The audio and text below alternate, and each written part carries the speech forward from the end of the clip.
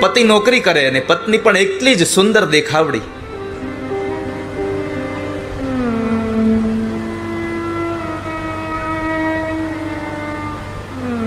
નાની એવી નોકરી કરે ને બેયનો એ માંડ કરીને પોતાનો પરિવાર ચાલે છે. સવારમાં ટિફિન લઈને નોકરીએ જાય અને સાંજે આવ્યા પછી બંને જણાઓ પોતાના રૂમની અંદર બેસીને એ એકબીજાઓ વાતો કરતા હોય, સાથે પ્રેમની વાતો, ખુશખુશાલ જિંદગી જીવે છે. એમાં એક વખતના સમયે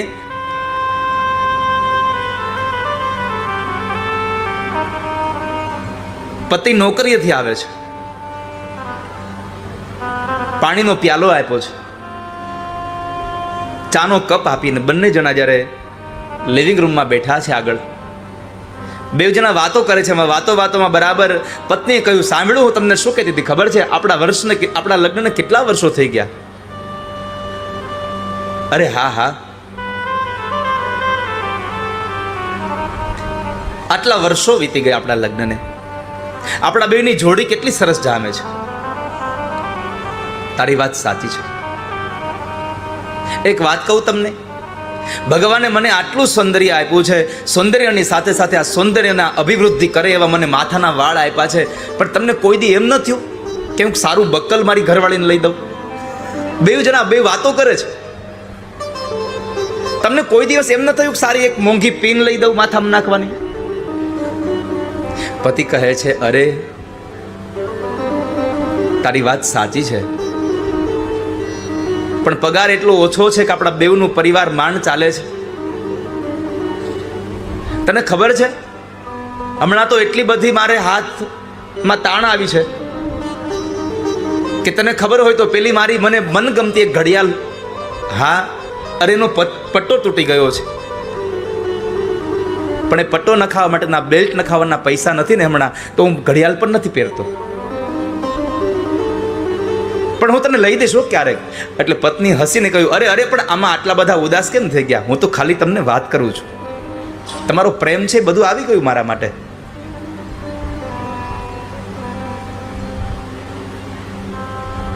પરિવારનો સમય ચાલે છે. એમાં એક સવારે નોકરીએ ગયો એ પુરુષ સાંજે જ્યારે નોકરીએથી આવે છે ને પોતાની એ ઓફિસ છોડીને રસ્તામાં ચાલ્યો આવે, રસ્તામાં એક ઘડિયાળની દુકાન જોવે છે. એ ઘડિયાળની દુકાને જાય છે, પોતાની બેગમાંથી તૂટેલા એ બેલ્ટ વાળી ઘડિયાળ કાઢી અને કાઉન્ટર પર રાખે છે. એટલે દુકાન માલિક એમ કહે છે કે સાહેબ, આમાં બેલ્ટ સસ્તો નાખું કે મોંઘો નાખું?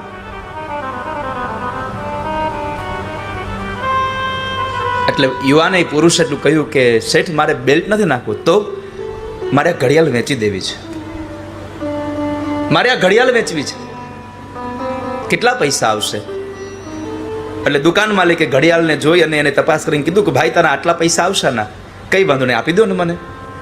કારણ કે પોતાની પાસે પટ્ટો નખાવા માટેના પૈસા નહોતા. ઘડિયાળ વેચી પૈસા લઈને નીકળી જાય છે. ઘરે જાય છે, માર્ગમાં બરાબર એક નોવેલ્ટી સ્ટોર દેખાયો અને ત્યાં એ દુકાનમાં જઈ અને પોતાની પત્ની માટે અતિશય આનંદમાં એક સુંદર મજાની માથાની પિન લીધી છે, મોંઘી પિન લીધી. જે ઘડિયાળ પોતાને અતિશય ગમતી હતી એ ઘડિયાળ વેચી એના પૈસામાંથી પોતાની પત્નીને રાજી કરવા માટે પોતે માથાના નાખવાની પિન લઈને જાય છે. હરખા તો મારી પત્ની રાજી થઈ જશે. ઘરે જાય છે, સાંજનો સમય થયો, દરવાજામાં નોક લાગ્યો એટલે પત્ની ઓળખી ગઈ કે અમારા ઘરવાળા આવી ગયા. એકદમ હરખાથી પોતે પણ જાય છે, દરવાજો ખોલે છે. દરવાજો ખોલતાની સાથે જ પતિની આંખો ફાટી ગઈ. એ આટલું બોલી પતિનું મોઢું પણ ખુલ્લું રહી ગયું, આંખ પણ ચોટી ગઈ. એક ડગલું આગળ ન ભરી શક્યો.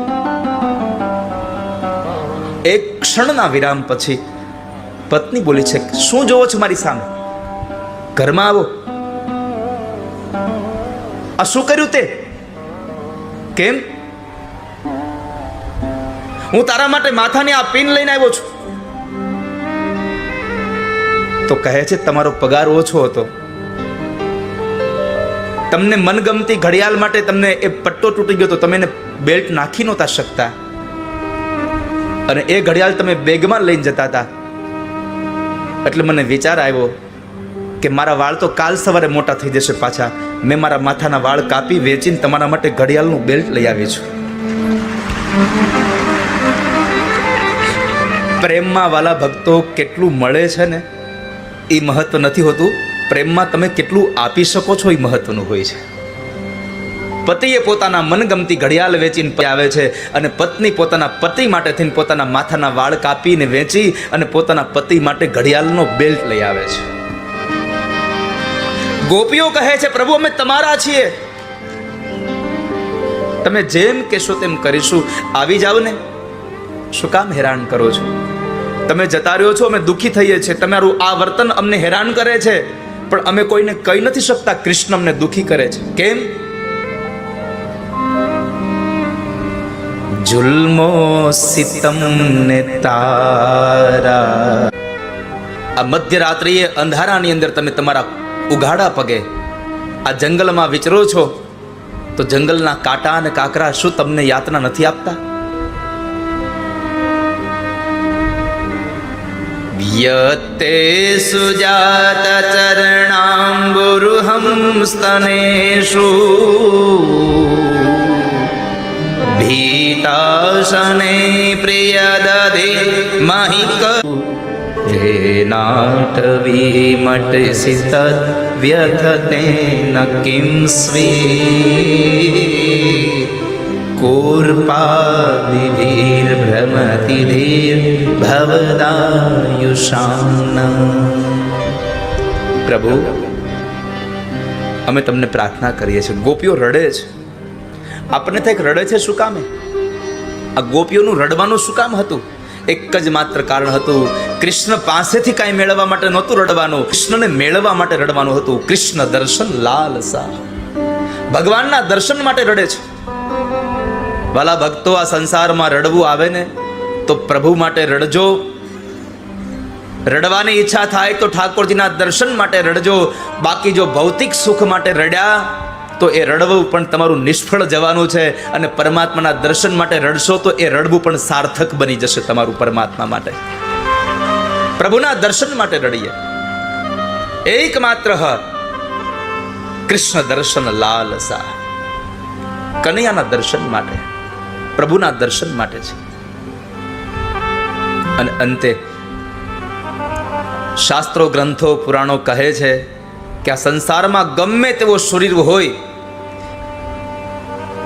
ગમે તેવો શક્તિશાળી રાક્ષસ હોય, તો એની સામે પણ પરમાત્મા જીતી ગયા છે. પણ પરમાત્મા ગોપીઓના પ્રેમ પાસે હારી ગયા છે. જે વસ્તુ આ સંસારમાં તમે શસ્ત્રથી ન જીતી શકો, એ માત્ર ને માત્ર એક પ્રેમના કાચા તાતણાથી તમે જીતી શકો છો. તમારો પ્રેમ સામેવાળા માણસને તમારો બનાવવા માટે થઈને મજબૂર કરી દે છે, પણ તમારો વિશુદ્ધ પ્રેમ હોવો જોઈએ. અને એ ગોપીઓના પ્રેમને વશ થઈને પરમાત્મા ફરી પાછા આવી અને એ સફેદ વસ્ત્રો પર બિરાજમાન થયા. જાણે આકાશની અંદર તારાઓની મધ્યમાં ચંદ્રમા શોભે, એમ ભગવાન કૃષ્ણ ગોપીઓની મધ્યમાં આવીને બેઠા છે. અને ગોપીઓને પ્રશ્ન કર્યો, કહો ગોપીઓ, શું પ્રિય કરું તમારું? પ્રિયમ કિમ કરવાણી વા, શું તમારું પ્રિય કરું? ગોપીઓ ભગવાનને પ્રાર્થના કરે, પ્રભુ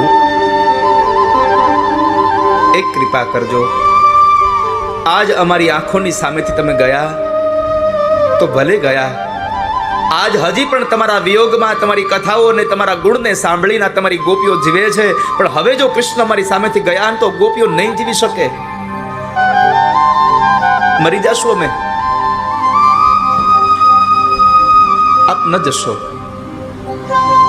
હા ગોપીઓ, બીજું તો કહે છે કે એક ઈચ્છા અધૂરી રાખીને જતા રહ્યા હતા, આપ એમને રાસ રમાડતા રમાડતા અધૂરા છોડ્યા છે.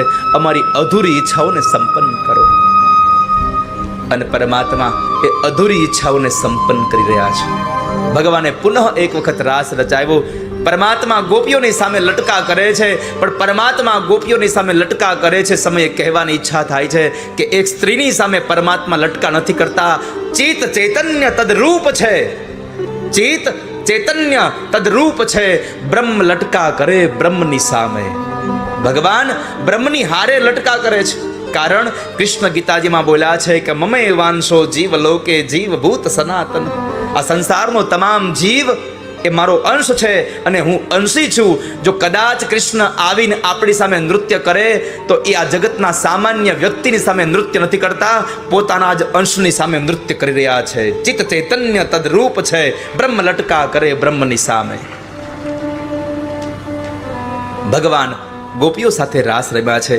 પુનઃ એ કથાને ભગવાન સુખદેવજી મહારાજે રાજા પરીક્ષિતને સંભળાવી અને રાસ પંચાધ્યાયની કથા સમજાવી. કારણ કે ભગવાન તો બધાની ઈચ્છાને સંપન્ન કરનારા છે.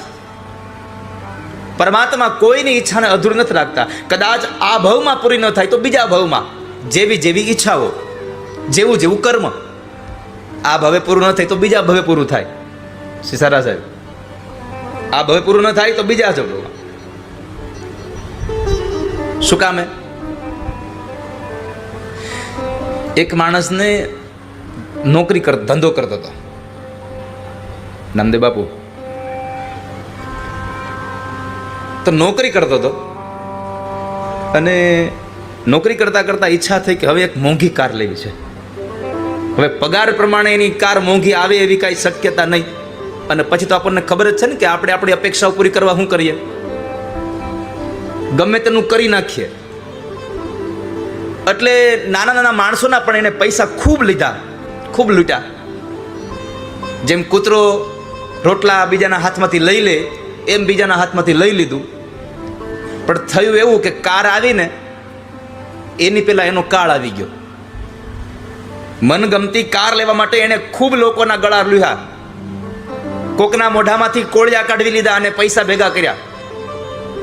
અને એના બરાબર એ કારનો સમય આવે એની પહેલા કાળ આવી ગયો, માણસ મરી ગયો. હવે એની ઈચ્છા તો અધૂરી રહી કાર નહીં, મોંઘી કારમાં બેસવાનું હતું. તો ભગવાને શું કર્યું? આ જન્મમાં એવા કામ કર્યા, બીજા જન્મે કૂતરું બનાવ્યું. કૂતરું સારું બનાવ્યું પાછું, ઓલું ધોળું કૂતરું, રૂછડા વાળું. છોકરાને ન હાચવે એટલું કૂતરાને હાચવે. હા, મોંઘા મોંઘા બિસ્કીટ એને ખવડાવે. એ કૂતરો બનાવ્યો ને એ કૂતરો ભાગશાળી એટલો હતો કે એ કૂતરાને એક કરોડપતિના દીકરાએ એને પાળ્યું, એના મેલમાં રાખ્યું. હવે કરોડપતિ અબજોપતિ માણસ હોય તો એના ઘરમાં તો મોંઘી કારો હોય જ. જ્યારે એ છોકરાઓ અને પરિવાર બધા લોકો જ્યારે ફરવા જતા હતા ત્યારે બીજા બધા પાછળની સીટમાં બેઠા હતા, કૂતરું આગળની સીટમાં બેઠું હતું. ગયા જન્મની ઈચ્છા આ જન્મે પૂરી કરી. પરમાત્મા તો બધાની ઈચ્છા પૂરી કરવા વાળા છે. હવે નક્કી તમારે કરવાનું છે કે આપણે હું બનીને કારમાં બેહવું છે. જીવી કરો છો કરણી